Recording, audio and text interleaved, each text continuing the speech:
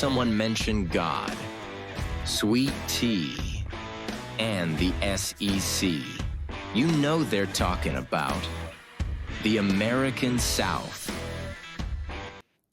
Welcome back to another episode of the American South podcast. Obviously, I'm alone again for this one. Hopefully, Tyler will be back in the coming weeks. Got a lot to talk about. Earlier in the week, we talked about Auburn and how that offense has changed since Hugh Freeze has gotten fired, and how Ashton Daniels did extremely well at quarterback, and I believe Auburn would have been a lot better if he was quarterback all year, and how they could keep his red shirt if he doesn't play against Mercer, but plays against Alabama. But now we're going to be talking about the two quarterback benchings from this past week. Obviously, that is Garrett Nussmeier and DJ Lagway. Nussmeier got benched, I believe, third quarter. I'm not too sure. I can't remember watching that game. If it was I believe it was in the third quarter. Obviously, going to Van Buren, he was the quarterback at Mississippi State last year, dual threat quarterback, had some passing touchdowns last year, like a bunch of interceptions, if I believe his stats correct. So that just adds a different change to the offense. Nussmeier runs a little bit, but normally mainly a passer.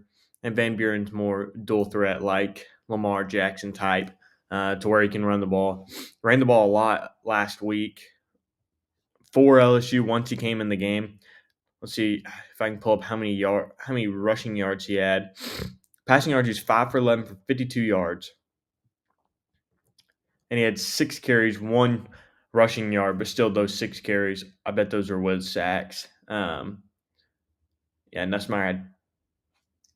was sacked twice for negative 13 yards. But Van Buren looked better. The first drive he came in, that LSU offense was driving. It got stalled out, I believe, but it looked better. And then going on to Florida, DJ Lagway obviously benched after he had 3 interceptions on 19 passing attempts. He was benched for Jones Jr. Florida's offense was okay. They scored 7 points, which DJ Lagway threw that touchdown. But they also gave up 38 to Kentucky. Florida's not good at all. They're now 3-6, probably going to finish the year 3-9. They can't get the quarterback situation underway. That's just something to look forward to. Going back, Van Buren for LSU might get the starting job. I haven't really heard yet who that is going to be. Yeah, I believe it'll be Van Buren, but who knows? Frank Wilson's came in and changed that offense.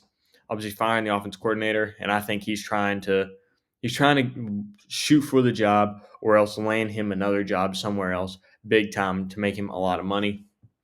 LSU's defense looked good, just not good enough against Alabama. They held Alabama to 20 points. Just the offense has been absolutely terrible this year, and they only scored 9 points.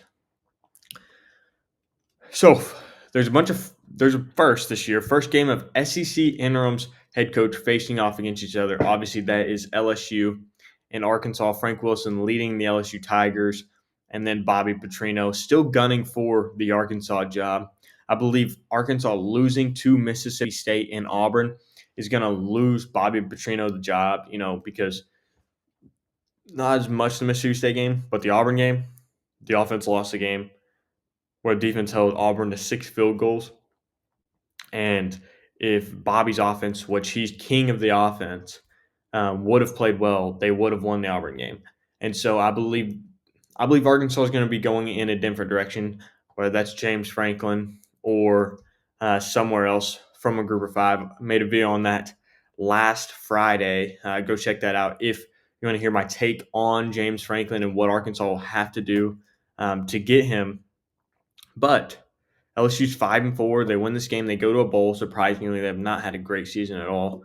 Now they've lost to 4 SEC teams, which still is okay because they were all in the top 10. But I believe Arkansas could win this game, and I'll get into my picks just here in a sec. But I believe Arkansas can win this game. Bobby Petrino is gunning for a win and trying to get the win, and so I believe Arkansas will score a lot of points. The over-under set at 57.5. I'm not sure. I bet it's under. LSU's offense is not that good, but LSU defense is great, and Arkansas's offense is great. So it's two greats going against each other versus two terribles going against each other. And I think ultimately that will lead to a lower scoring game. I think Arkansas might score 24, and LSU might score 24, 27, 21. You never know in that low scoring game. It is in Baton Rouge, but it is a daytime game. So home field advantage won't be as crucial, but it will still be incredible for LSU. Let's go into the pick 'em starting at 11 o'clock on Saturday. You got South Carolina traveling to Texas A&M. Texas A&M obviously 9-0, ranked number 3 in the nation. Marcel Reed has that team going. Elko's changed the team last year. They always look like they're going to end up 10-2, 9-3, and then they always finish 8-4. And this year they're 9-0. High possibility of them going 10-0 this game. South Carolina's 3-6. I honestly could see Shane Beamer leaving or getting fired at the end of the year, or at the end of this season, him leaving, going to Virginia Tech, where his dad coached, or something like that. But Texas A&M is projected to win by 19.5. I think they win by more than that. I don't think South Carolina has much of anything to stop that Texas A&M and Texas A&M offense, and I don't think South Carolina's offense will do anything against that Texas A&M front seven. Obviously, the Norris Sellers coming in was projected to be a top 3 quarterback and hasn't really shown that this season. Don't know if that's him or based on the people around him. Then you got the 11:45 game. Touched on it just a second ago. Arkansas at LSU. I think Arkansas will win this game. I picked them to win, but they will always find a way to lose it late in the fourth quarter. They haven't had a winning drive. They've lost seven one-score games or something. Those games being to Notre Dame and Auburn, the ones that weren't. And they had Auburn beat in the fourth quarter through 3 interceptions and had another fumble in there. Going to the 12:30 game, Tennessee Tech versus Kentucky. Kentucky schedules an FCS team in November, and it might come back to bite them. They're 10-0. Tennessee Tech's 10-0, and really, really looking like a strong team based on their stats. But I think Kentucky's still going to win. I don't think it'll be much of a game, even though Tennessee Tech is 10-0. I mean, it could be a game, but I think Kentucky will win. Tennessee Tech's quarterback has 2,100 yards with 22 touchdowns and 4 interceptions. Obviously playing FCS schools, but that's still pretty impressive. I got Kentucky winning that. And then Oklahoma at Alabama. I think this would be a great game. Oklahoma's coming off the bye. I think Venables will have that defense ready to face Alabama's offense, but I think Alabama wins it. It's in Tuscaloosa at 2:30.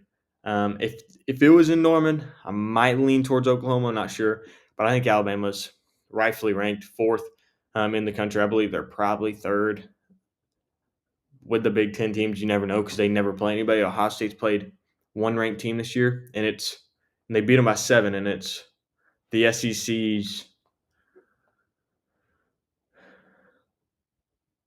5th best team. Just based off that, that's the only ranked win they have all year, only ranked team they'll face all year. They don't play Indiana. They don't play these hard teams. So it's a lot easier to succeed in the Big Ten. I got Alabama winning that game. Then you got New Mexico State playing Tennessee. Tennessee's projected to win by 40, 39.5. I think Tennessee soundly wins this. They're 6-3. I see them finishing about 8-4, maybe losing another one. I'm not sure. Maybe to Vandy, depending on where that game is. But I got Tennessee. Going to the next game, Florida at Ole Miss. Ole Miss is going to wipe them. There's no chance that Florida plays with them. Ole Miss's offense is too high-powered, and Florida players are just shutting down, all entering the portal, going to enter the portal, or want an egregious amount of money. And so I think Ole Miss is going to win this pretty soundly. Then we go to Athens. Thought College Game Day was going to go here. Obviously, they went to Pittsburgh. But Texas at Georgia. Texas 7-2. Georgia 8-1. Number 5 versus number 10. Georgia's projected to win by just less than a touchdown. Man, I don't know. This one's going to be tough.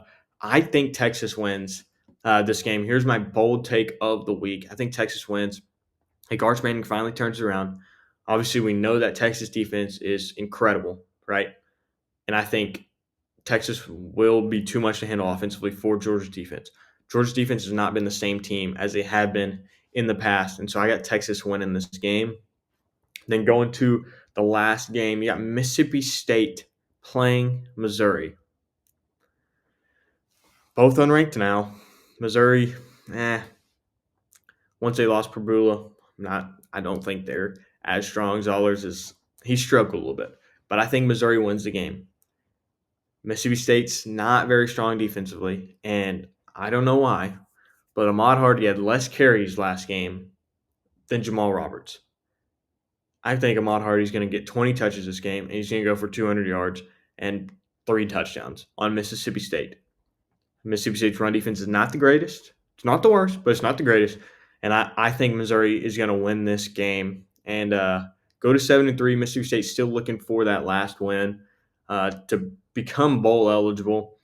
Obviously, they have Missouri this week, and then they got Ole Miss the Friday after Thanksgiving. So they got a bye week next week. If they lose this one, they're not going to bowl. Obviously, I don't see them beating Ole Miss, but that will wrap it up for the American South podcast. Let me know who you pick to win these games and who you would change and your takes on the backup quarterbacks. Do you think they continue to start or do they go back to Nussmeier and Lagway? It'll be an interesting week in college football and for sure in the SEC. Enjoy it. It's almost over and we're almost into the college football playoffs. So make sure you like, follow, and subscribe for more SEC content like this.